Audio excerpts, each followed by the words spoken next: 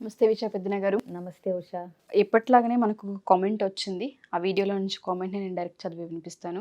మా మరిది వల్ల నా లైఫ్లో ఏమవుతుందో తెలియడం లేదు. 13 ఏళ్ల నుంచి మా మరిదికి జాబ్ లేదు. మా వారు మనీ ఇస్తూ ఉండేవారు. నాకు తెలిసినప్పుడు అడిగేదాన్ని తనని. భార్య అని కూడా చూడకుండా కొట్టేవారు. మేడం ఇప్పుడు 7 lakhsకి క్రెడిట్ కార్డ్స్ ఇచ్చేశారు. టీవీ, ఏసీ ఎక్సెట్రా అని క్రెడిట్ కార్డులోనే కొనేవారు. ఇప్పుడు 90,000 ఇంట్రెస్ట్ కడుతున్నాము. ఇంట్లో పరిస్థితి చాలా దారుణంగా ఉంది. మాకు వెనక ముందు ఆస్తులు లేవు మేడం. మా అత్త మామ కూడా చిన్నవాడు అంటూ మా వారిని బాగా హిప్నోటైజ్ చేస్తున్నారు. నా బాబు 7th క్లాస్, ఫీజు కూడా కట్టలేని విధంగా ఉన్నాము. మా మరిది మ్యారేజ్ అయ్యి ఒక 10 years పాప కూడా ఉంది. ఇప్పుడు నేనేం చేయాలి? ఓ మై గాడ్, అసలు ఇందులో 90,000 ఇంట్రెస్ట్ ఏంటి మేడం నెలకి? అదే కదా, ఒక నెల జీతం కూడా కొన్ని సందర్భాలు అంత ఉండదేమో అనిపిస్తుంది. ఎంత షాకింగ్ గా ఉంది అసలు చదువుతుంటే. తాకట్టులో ఉన్న బంగారాన్ని విడిపించి ఆ రోజు ఆన్లైన్ రేటుకే మేము కొంటాం. Sharma gold company. సో ఇక్కడ పెళ్ళైనప్పుడు ఎవరికి వాళ్ళకి ఒక్కళ్ళకన్నా కొన్నిసార్లు కామన్ సెన్స్ పని చేయకపోవటం వల్ల వచ్చే ప్రాబ్లమ్స్ ఇవి. ఇప్పుడు వెనక ముందు ఆస్తులు లేవన్నారు. ఉన్న 7th క్లాస్ బాబుకి ఫీజు కట్టలేని పరిస్థితి ఉందని చెప్తుంది ఆవిడ. ఇంకొకటి, ఈవిడికి జాబ్ ఉందో లేదో మనకి తెలియదు. ప్లస్ ఈ లెక్కన అంటే మరిది ఫ్యామిలీ, అత్త ఫ్యామిలీ, ఈయన ఫ్యామిలీ, మొత్తం 3 ఫ్యామిలీలకి మనం ఒకటే సోర్స్ ఆఫ్ ఇన్కమ్ కింద అనుకోవచ్చు. అత్తగారు మామగారిని ఎక్సెప్షన్ పక్కన పెడదాం. పోనీ అంటే ఇప్పుడు 2 ఫ్యామిలీలను పోషించాల్సిన పరిస్థితి వచ్చేసింది వీళ్ళ హస్బెండ్కి, అంతే కదా. తమ్ముడు ఫ్యామిలీని, ఆయన ఫ్యామిలీని. 13 ఏళ్ల నుంచి ఒక వ్యక్తి జాబ్ చేయకుండా ఇంకొక వ్యక్తి మీద ఆధారపడటానికి మనసు ఎలా ఒప్పింది అనేది ఆ మరిదికి తెలవాలి. ఇవాళ రేపు ఎన్ని ఖర్చులు, ఎంత బర్డెను, అవునా. సో ఏదో ఒక సోర్స్ ఆఫ్ ఇన్కమ్, సరిగ్గా చదువుకోలేదు, ఉద్యోగం రాలేదు, ఇప్పుడు ఇంత గ్యాప్ వచ్చాక చదువుకోవాలన్నా కుదరదు. ఇంకోటి, క్రెడిట్ కార్డ్స్ ఇచ్చేసి అన్నీ కొనిపెట్టేసి ఏమీ చేయట్లేదు అనే నొప్పి అసలు వాళ్ళ తమ్ముడికి తెలుస్తుందా? అంటే మనం ఒక సైడు విని మాట్లాడుతూ ఉండొచ్చు, పరిస్థితులు ఏంటో పూర్తిగా మనకి 2 పక్కల వినకపోయి ఉండొచ్చు. కానీ వాస్తవం అయితే లేకుండా ఇంత మదనపడి మనకి ఇంత కామెంట్ అయితే రాయదు కదా ఆవిడ. అదే కాబట్టి ఈ కామెంట్ రూపంలో కనుక తీసుకుంటే ఫస్ట్ నిజంగా ఒక సలహా కానీ ఒక కరెక్షన్ కానీ చేయాల్సింది ఎవరన్నా ఉంటే అది ఈవిడ భర్త. కూర్చోబెట్టి మేపుతుంటే ఎవరైనా తినడానికి అలవాటు పడిపోతారు, అవునా. సో అసలు నువ్వు ఇంటి పెద్దగా తమ్ముడిని ఎట్లా కరెక్ట్ చేయాలి, తమ్ముడిని ఎట్లా గైడ్ చేయాలి అనేది వదిలేసి నేనే ఇస్తూ ఉంటాను, నువ్వు తిని పారాసైట్ లాగా బ్రతుకు అనే యాటిట్యూడ్ డెవలప్ చేయటం కూడా యాజ్ ఏ బ్రదర్ కరెక్ట్ కాదు, ఎల్డర్ బ్రదర్ కింద. ఇప్పుడు చూడమ్మా, గవర్నమెంట్నే మనం ఫ్రీగా అన్నీ ఇస్తుంటే మనం తిట్టుకుంటాం. డైలీ నువ్వు ఫిష్ ఇచ్చే కంటే ఫిషింగ్ ఎలా చేయాలో నేర్పమంటాం మనం. Don't provide fish daily, make the person learn how to fish, అవునా. అంటే ఏంటి, నీ ఆధారం నువ్వు, నీ సంపాదన నువ్వు ఎట్లా సంపాదించుకోగలవు అనేలాగా ప్రిపేర్ చేయాలి. కానీ మనం పిల్లల్ని కానీ ఎవరినైనా నేను ఇస్తూ పోతాను, నువ్వు నా మీద ఆధారపడి బ్రతుకు అంటే అది ఒక రకంగా మనం అవతల వ్యక్తిని సెల్ఫ్ రెస్పెక్ట్ లేకుండా డమ్మీలాగా మన మీద ఆధారపడి బ్రతికేలాగా చేసుకుని మనకి బాగుండదు, వాళ్ళకి బాగుండదు. రేపొద్దున ఆ తమ్ముడు కూతురికి తమ్ముడు అంటే రెస్పెక్ట్ ఉండదు, అవునా. ప్లస్ కోరికలన్నీ తీర్చకపోతే పెదనాన్న మీద కోపం వస్తుంది. ఇప్పుడు 10 ఏళ్ళు అంటే కంటిన్యూ అవుతుంది కదా లైఫ్. రేపు ఆ అమ్మాయికి ఇంకా స్కూల్ ఫీజులు, కాలేజ్ ఫీజులు, హయ్యర్ ఎడ్యుకేషన్ ఎన్ని ఉంటాయి. సో ఇవన్నిటికీ నాన్న కాదు, నాన్న పెదనాన్న దగ్గర చేయి జాసి తీసుకుంటాడు అని అన్నప్పుడు ఆ ఇండిపెండెన్సీ, ఆ ఇండివిజువాలిటీ లేని ఒక వెన్నెముక లేని తండ్రిని చూస్తే ఆ పిల్లలకి ఏం గౌరవం ఉంటుంది, ఏం మెసేజ్ ఇస్తాడు ఆయన?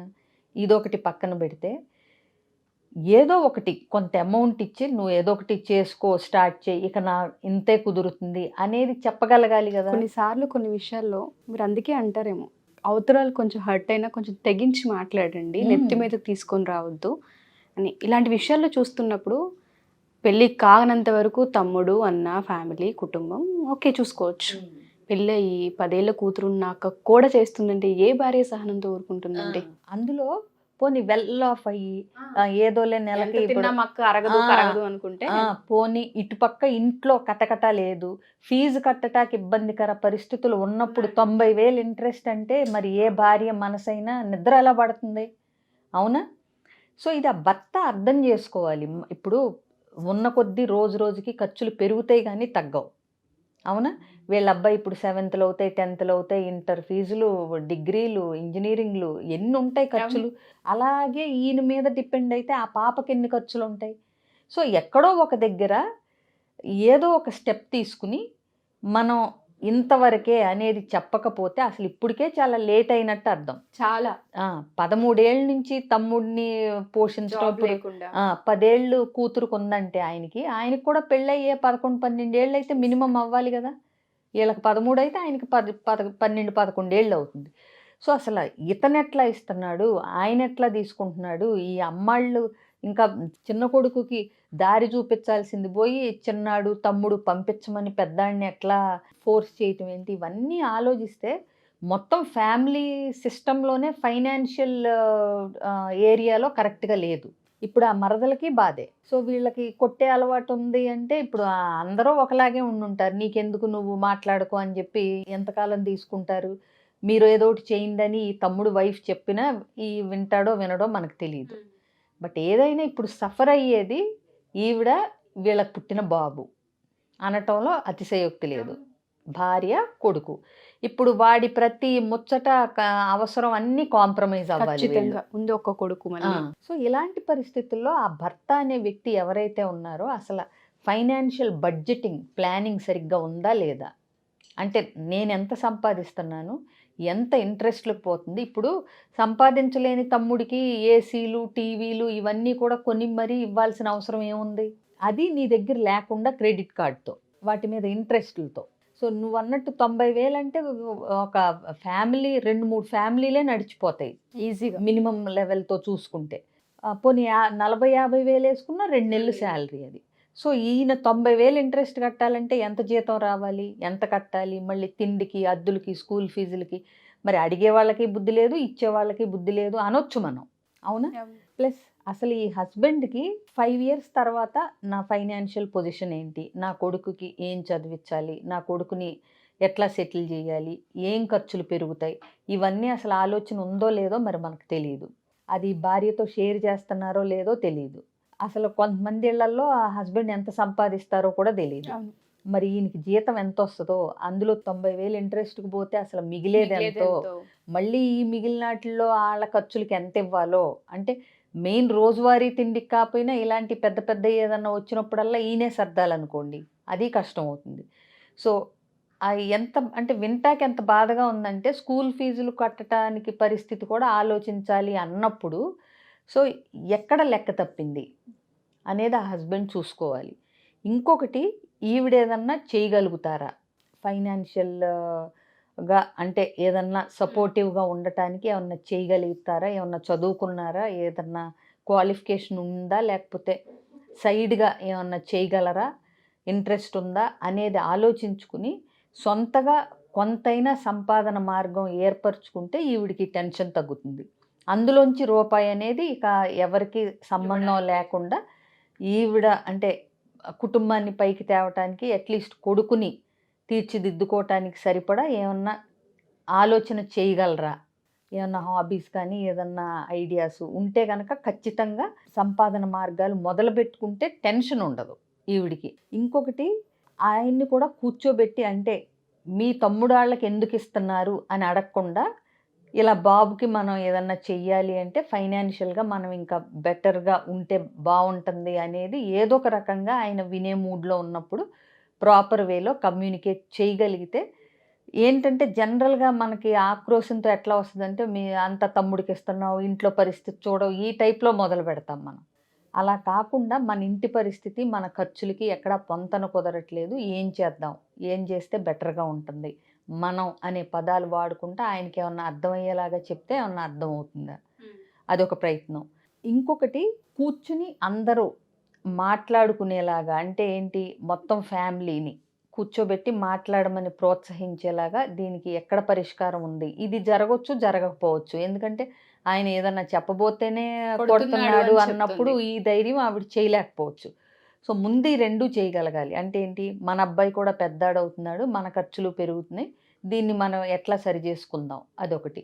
తనేదన్నా చేతనైతే ఏమన్నా చేసి సంపాదన మార్గాలు ఉంటే అది తన వరకే ఉంచుకునేలాగా, ఆ డబ్బుల మీద కంప్లీట్ కంట్రోల్ తన వరకు ఉండేలాగా చేయాలి. ఇంకొకటి, ఏదన్నా సందర్భం వచ్చినప్పుడు ఇబ్బందులుగా ఉంటుంది అనేది హోల్ ఫ్యామిలీకి అర్థమయ్యేలాగా చెప్పగలగాలి, తప్పు లేదు. ఎందుకంటే మెత్తగా ఉంటే మొత్త బుద్ధి అవుద్దని చెప్పి ఊరుకుంటా ఉంటే ఇంకా ఖర్చులు నెత్తి మీద పడతానే ఉంటాయి. సో కొంచెం గట్టిగా చెప్పే పొజిషన్కి రాగలగాలి ఏదో ఒక రకంగా. అంటే ఏంటి, అందరూ ఉన్నప్పుడు ఇట్లా ఇబ్బంది అవుతుంది మాకు కూడా, మరి ఇక ఇంట్రెస్ట్లు కట్టడానికే అయిపోతుంది, ఏం చేద్దామంటారు అంటే వాళ్ళని బ్లేమ్ చేస్తూ చెప్పకుండా ఇది మా పరిస్థితి, ఇప్పుడు ఏం చేయాలని, ఇప్పుడు ఎవరైతే ఈ అత్తమావ గారు చిన్నాడు అని హిప్నటైజ్ చేశారు అంటున్నారో అందరూ ఉన్నప్పుడు మా పరిస్థితి ఇలా కటకటగా ఉంది, ఏం చేద్దాం మీరే చెప్పండి అన్నట్టు ఒక పరిష్కార మార్గాన్ని బాల్ వాళ్ళ కోర్టులో వదిలితే అట్లీస్ట్ పెద్ద అబ్బాయి పరిస్థితి ఏంటనేది ఎంతో కొంత చూచాయిగా అర్థమయ్యి అట్లీస్ట్ ఇవ్వు అంటాం మానినా సరిపోతుంది కదా, గుడ్డిలో మెల్ల. సో ఈ ప్రయత్నాలు చేయగలగాలి. ఏదైనా ఖర్చులు పెరుగుతున్నాయి కాబట్టి తమ్ముడు ఫ్యామిలీకి ఎంత ఇవ్వాలి ఏంటి అనేది చూసుకుని ఖర్చు పెట్టాలి అనేది భర్తకి నయానో భయానో అర్థం చేయించాల్సిన అవసరం అయితే ఉంది. అందుకే చిన్నప్పటి నుంచి ఫైనాన్షియల్ డిసిప్లిన్ నేర్పించాలి అని చెప్పేది ఊరికే కాదు. కొన్ని సందర్భాల్లో అవును. పెళ్ళిళ్ళు చేసుకున్న కుటుంబాన్ని పోషించాల్సిన పరిస్థితుల్లో మనం ఉన్నప్పుడు ఎవరికి ఎంత పెట్టాలి, ఎంత సేవ్ చేయాలన్న విషయాలపైన ఆ బడ్జెటింగ్ వేసుకోకపోతే అది అస్తవ్యస్తంగా మారిపోతూ ఉంటుంది. తెలియకుండానే అసహనం అనేది వచ్చేస్తుంది ఒక మనిషి మీద ఇంకొక మనిషికి. సో మీరు అన్నట్టుగానే ఈ సమస్యలో మనం చూస్తుంటే ఏ విధంగా చూసుకున్నా తనకైతే కొంత మనశ్శాంతి లేకుండానే ఉందని మనం భావించవచ్చు. ఏదైనా ఈ ఫీలింగ్స్, ఈ ఎఫెక్ట్లు, ఈ ఫైనాన్షియల్ బర్డెన్ అంతా పిల్లవాడి మీద పడకుండా ఉండాలి అంటే మీరు చెప్పిన ఆప్షన్ తీసుకోవడమే ఒక మంచి అవకాశంగా కనిపిస్తుంది విజయ్ గారు. సో ఇఫ్ ఇన్ కేస్ ఇలాంటి సమస్యలతో ఇప్పుడు ఈవిడ కాబట్టి ఒక కామెంట్ రూపంలో అట్లీస్ట్ ప్రయత్నించింది నోరు తెరిచి చెప్పడానికి. కొంతమంది అది కూడా చేయరు. చాలామంది ఫీల్ అవుతూ ఉంటుంటారు లోపల ఈ ఎపిసోడ్స్ చూసినప్పుడు, మా ఇళ్ళల్లో మేము ఇటువంటి సమస్యలు ఫేస్ చేస్తూ ఉన్నాము, ఫైనాన్షియల్ ఇబ్బందులు ఉన్నాయి, అంటే మాకు కాకుండా పోతుంది, మేము ఏ విధంగా బయటపడాలి, మాట్లాడదామని వెళ్ళిన ప్రతిసారి పోట్లాటే అవుతుంది, లేదంటే కొట్టుకోవడం జరుగుతుందని చెప్పే కంప్లైంట్స్ ఉంటుంటాయి. అలాంటి వాళ్ళు కౌన్సిలింగ్ తీసుకోవాలి అనుకుంటే మనం డీల్ చేసే అవకాశం ఉంటుంది. తప్పకుండా ఉషా, ఎట్లాంటివి అంటే ఫ్యామిలీ ప్రాబ్లమ్స్ ఎలాంటివైనా సరే తప్పకుండా డీల్ చేయటం జరుగుతుంది. వాళ్ళతో మాట్లాడిన తర్వాత ఎన్ని సెషన్స్ అంటే హోల్ ఫ్యామిలీకి ఇవ్వాలా లేకపోతే కపుల్లా, దాన్ని బట్టి డిసైడ్ చేసుకుని మరీ సెషన్స్ అవుతాయి. స్క్రీన్ మీద కనిపిస్తున్న నెంబర్ కాంటాక్ట్ చేస్తే నా అపాయింట్మెంట్తో పాటు డీటెయిల్స్ కూడా ఇస్తారు. Thank you ma'am, thank you so much. So ఎవరైనా సరే మా ఈ ఎపిసోడ్ చూసిన తర్వాత మీ ఇంట్లో కూడా ఇటువంటి ప్రాబ్లమ్స్ కనుక మీరు తరచూ చూస్తూ ఉన్నా, లేదా ఎవరైనా తెలిసిన వాళ్ళకి సంబంధించినటువంటి ప్రాబ్లమ్స్ వాళ్ళు ఫేస్ చేస్తూ ఉన్నా ఖచ్చితంగా కౌన్సిలింగ్ తీసుకోవచ్చు. లేదా కొన్ని సందర్భాల్లో మేము కౌన్సిలింగ్ తీసుకోలేమండి, మా పరిస్థితి అది కాదనుకున్న వాళ్ళు మీరు కామెంట్ రూపంలో ఒక చిన్న కామెంట్ చేసినా దానికి సంబంధించిన వీడియో ఖచ్చితంగా చేయడం జరుగుతూ ఉంటుంది. సో పబ్లిక్ కామెంట్ త్రూ అయినా మీరు కామెంట్ చేయొచ్చు. సో ఈ వీడియో కనుక మీకు నచ్చితే షేర్ చేయండి. అండ్ దాంతోపాటు ఒకవేళ కౌన్సిలింగ్కి రావాలనుకుంటే కింద స్క్రోల్ ఉన్న కాంటాక్ట్ నెంబర్ని కాంటాక్ట్ చేస్తే విజయ్ గారికి మీకు పూర్తి వివరాలు అందిస్తారు. Thank you.